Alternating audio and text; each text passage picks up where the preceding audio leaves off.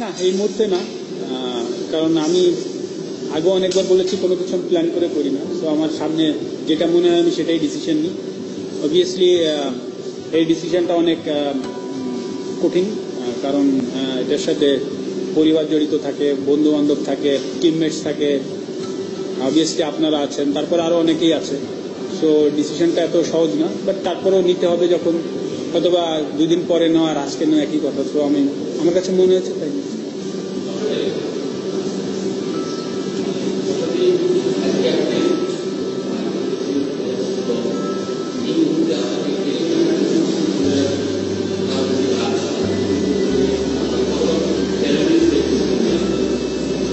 যেটা আগেও বললাম যে আপনি বাংলাদেশের হয়ে খেলছেন, যে কোনো ফরম্যাটই হোক, আপনি যখন আপনার চিন্তা করবেন আপনি জার্সি উঠিয়ে রাখবেন, এটা অলওয়েজ ডিফিকাল্ট ডিসিশন নেওয়া। বাট তারপরেও আমার কাছে মনে হয়েছে, যেটা আমি বললাম আগেই, যখন একটু পিছিয়ে তাকাই আমি দেখলাম যে রুবেল হোসেন এখন টি-20 স্কোয়াডে নাই।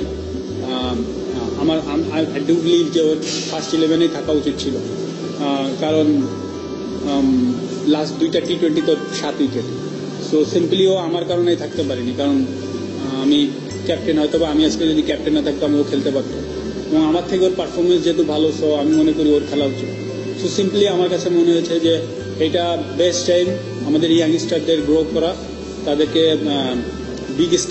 বিগ স্টেজের জন্য, লাইক টেস্ট ম্যাচ, ওয়ান ডের জন্য তারা যেন প্রস্তুত হতে পারে আস্তে আস্তে। তো এটা আসলে একটা মাথায় কাজ করেছে।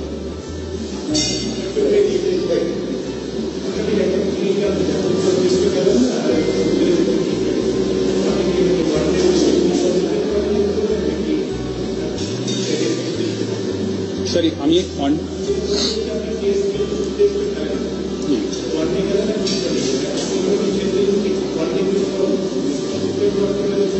না, আমি আগে বলে আমি এত চিন্তা করে কিছু কাজ করি না। আমি ওয়ান ডে স্টিল এনজয়। আমি আগেও বললাম টি-20 আমি কখনো এনজয় করিনি আমার ক্যারিয়ারের কখনোই, কিন্তু ক্রিকেট বোর্ড যখন আমাকে ক্যাপ্টেন করেছিল তখন আমার ইচ্ছা ছিল একটা জিনিস, যে টিমটাকে বিল্ড করার। সেটা আগেও বলেছি, সেটা যতটুকু পেরেছি আমি জানি না, but it was really honour to play বাংলাদেশের হয়ে।